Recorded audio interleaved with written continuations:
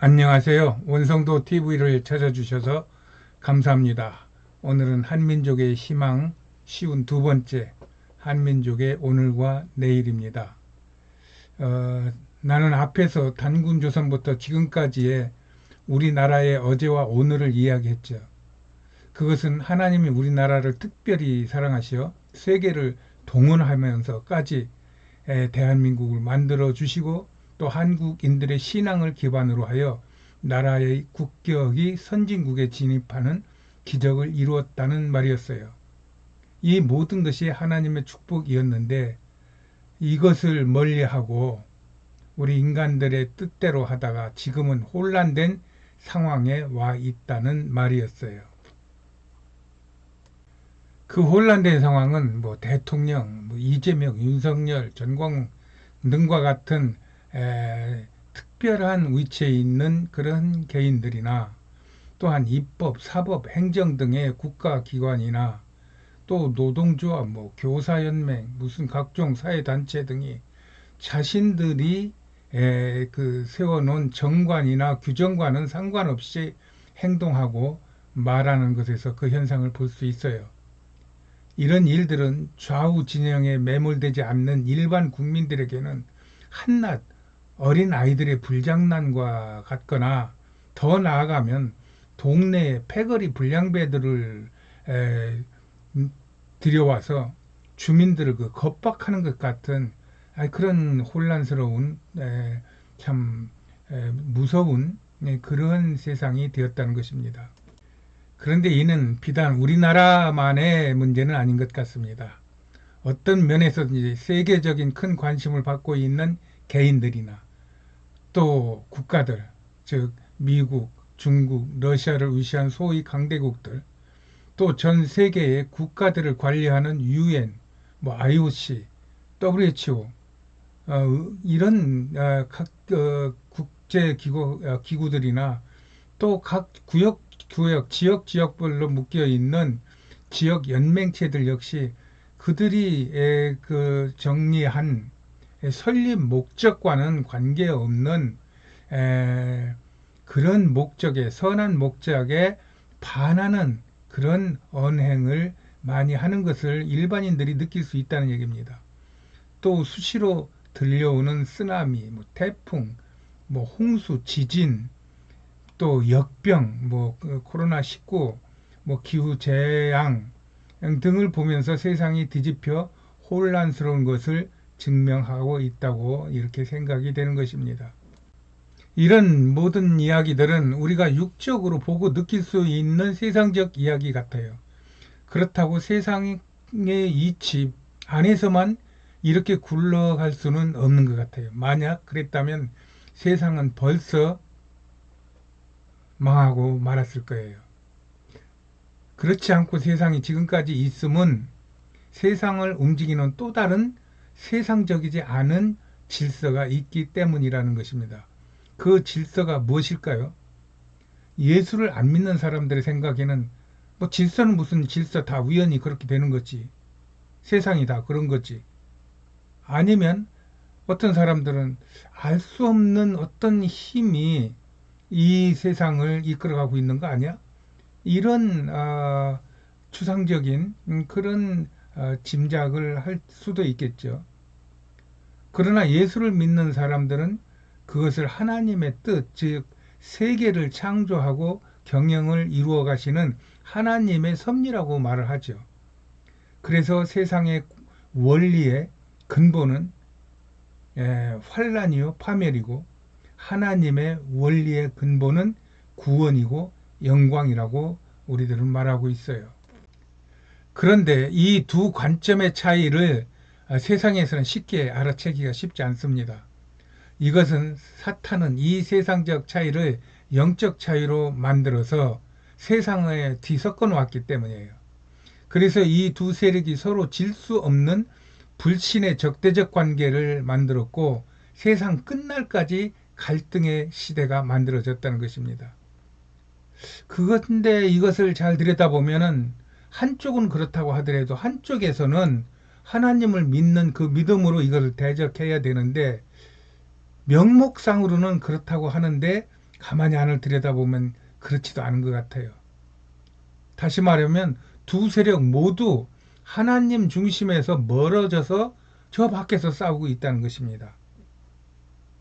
그러다가 괴물과 싸우다가 더 큰 괴물이 된다는 말과 같이 그리스도인들도 세상과 싸우려니 세상보다 더 큰 세상의 힘을 갖게 되므로 이 세상의 갈등은 이게 누그러지질 않고 점점 더 세진다는 얘기입니다.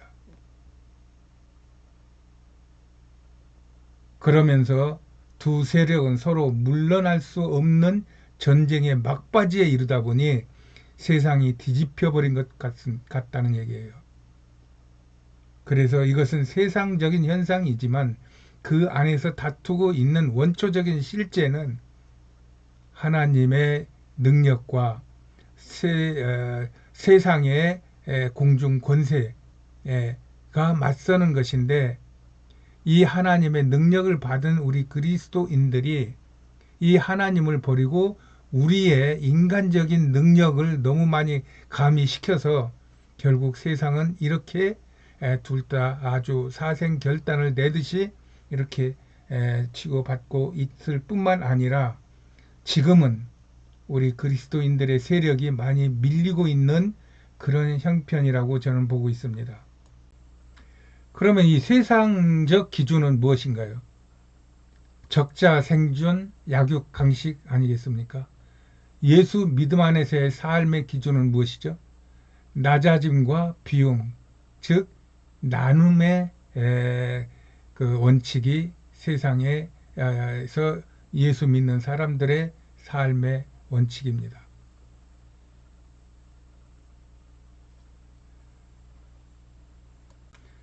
그런데 그리스도인들이 이 세상 신들에게 쏘가가지고 그들이 만문신이라고 하는 물질 만능주의에 빠져 있고 또 권세욕이라고 하는 그러한 세상을 다스리고자 하는 그런 어떤 욕심에 빠져 있어서 결국은 하나님의 일을 하면서 탐욕으로 일을 그르치는 경우가 지금 벌어지고 있다고 저는 생각합니다. 그것이 괴물과 싸우다가 더 큰 괴물이 되었다는 말입니다. 그러면서 세상 사람들과 적대적이 되어서 세상이 이렇게 된 책임이 그리스도인에게 더 크다고 저는 보고 있어요. 이것이 지금 뒤집혀진 세상이 된 이유라면, 그렇다면 그리스도인이 회개하고 하나님의 능력을 덧입으면 세상을 다시 제자리로 찾을 수 있을 것 아니겠습니까? 많은 목사님들이, 많은 지도자들이 그렇게 말을 하죠. 그런데 그게 쉬워 보이질 않습니다. 왜냐하면은 이 세상이 되어지는 일은 첫째로 하나님의 섭리에 의해서 그런 것이고, 또 그렇게 말하는 사람들, 우리가 회개하고 하나님의 능력을 덧입고 우리가 세상을 이깁시다, 싸우자, 나가자 하는 이런 분들의 삶에서도 그거보다는 내 속에 들어와 있는 거짓된 위선, 또 물질을 좋아하는 마음, 세상에 좋은 것, 이런 것들을 갖고자 하는 마음, 권력을 누리고자 하는 이런 욕심, 이런 것들이 보인다 이 말입니다. 이런 것들 가지고는 하나님의 능력을 덧입기가 어렵다는 것입니다. 그래서 이런 것들도 다 사람들의 욕심에서 나오는, 권력에서 나오고 권력을 부리려고 하는 데서 나오는 그들의 공허한 말일 가능성이 상당히 높습니다. 다시 말하면 지금은 사람들이 무엇을 해서 세상을 고칠 수 있는 시대가 아닌 것 같습니다. 그리스도인이 세상을 위하여 더욱 믿음으로 무장하는 데만 몰두하다가는 세상은 더 급히 멸망의 시계를 돌릴 것 같습니다. 많은 목사님들 중에 자기가 가르치는 것만이 진짜고, 이것만 알고 있으면 세상에 어떤 일이 닥쳐와도 우리는 겁날 것 없다. 이거를 못 받아들이는 사람들은 다 망할 사람들이다. 이런 식으로 그리스도인의 패를 나누고 또 자기들만의 어떤 정당성을 주장하고 이렇게 다른 논리와 다른 신학과 다른 신앙을 배격하는 이런 일들이 지금 우리나라뿐만 아니고 전 세계에 퍼져 있는 것 같은데, 이것을 누가 어느 사람이 한 사람이 끌어모아 가지고 그리스도인의 연합된 힘을 나타낸다는 것은 그거는 제가 보기엔 불가합니다. 그래서 하나님께 맡기고 주여 우리를 도우소서, 주여 우리를 구원하소서, 주여 어서 오시옵소서, 마라나타 예수 그리스도를 찾을 때라는 것입니다. 왜 그러냐 하면은 성경의 역사가 그렇게 쓰여 있기 때문이라고 저는 주장합니다.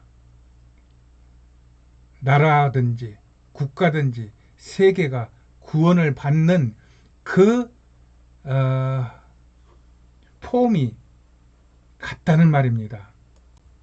개인이나 민족이 애써서 진정한 마음으로 하나님 앞에 드릴 때, 그때는 하나님께서 잠깐은 도와주시고 그러시지만 정말로 진정한 구원을 이루실 때는 하나님께서 직접 행하십니다. 대표적인 것이 모세가 홍해 바다 앞에는 홍해가 흐르고 뒤에는 애국군이 쫓아와서 앞으로 나가면 빠져 죽고 앉아 있으면 맞아 죽는 그런 진퇴의 난관에서 여호와께 아뢰입니다. 아버지, 우리를 어찌하시렵니까? 우리가 무엇을 해야 합니까? 그럴 때 여호와께서 말씀하시기를 너희는 잠잠하라. 그리고 오늘날 내가 너희를 애굽에서 구원하는 것을 보라 하면서 홍해를 가르셔서 이스라엘 백성을 구원시켜 주셨습니다. 뿐만 아닙니다. 사도 바울의 구원도 그렇고 다윗의 구원도 그렇고 모든 것이 하나님이 행하십니다. 이렇게 구약에서도 신약에서도 마찬가지로 세상은 하나님의 뜻대로 이루어집니다. 그것이 설령 사람들, 특히 그리스도인들의 생각과 눈에는 그렇게 보이지 않을지라도 그렇게 하라는 것입니다. 그때 하나님은 온 세상에 하나님의 은혜를 부어주실 것이고 그리스도인들은 그것을 보고 누리며 감사와 영광을 돌릴 것입니다. 이것이 세상의 어떤 상황 속에서도 행복을 누리는 천국의 삶이 될 것을 저는 믿습니다. 이러한 때 나는 우리나라 대한민국의 건국 이념을 의미하고 있습니다. 그 핵심은 홍익인간 제세이화입니다. 이것을 기독교적으로 해석한다면 세상에 보이는 모든 것들을 통하여 하나님이 만드신 사람들을 널리 이롭게 하라는 말씀입니다. 고린도후서 10장 30절에 너희는 먹든지 마시든지 무엇을 하든지 다 하나님의 영광을 위하여 하라는 말씀과 똑같은 말씀 아닙니까? 이것이 바로 예수의 정신입니다. 하나님 아버지의 정신입니다. 예수님은 하나님의 본체로서 우리 인간과 같이 낮아지셔서 모든 좋은 것을 우리에게 주시고 빈 몸으로 다시 오르신 이 예수님의 사역과 너무 닮은 것입니다. 그럼 그 대한민국을 연 단군은 누구인가? 그는 신의 아들인가 사람인가? 나는 아브라함을 닮은 사람이라고 해석하고 있습니다. 그는 여호와 하나님의 환인에 의해 그의 인간적인 형상을 입은 노아의 후손으로 우상을 따라 이리저리 옮겨 다니다가 하나님의 때가 되어 홍익인간이라는 건국 이념을 수여받고 이 땅에 단군 조선을 세운 진정한 건국자라고 저는 생각하고 있습니다. 우리 선조들의 지혜가 너무 놀라워서 건국절이라고, 모든 세계의 모든 나라가 건국절이라고 그러는데 우리는 그날을 개천절이라고 합니다. 하늘이 열린 날입니다. 하늘이 열려서 하나님의 신이 임해서 우리나라를 세우셨다고 하는 천신사상이 우리나라의 애초부터, 나라가 세워질 때부터, 기원전 2333년 전부터 시작을 할 때부터 그렇게 했다는 것입니다. 이런 나라는 세상에 없습니다.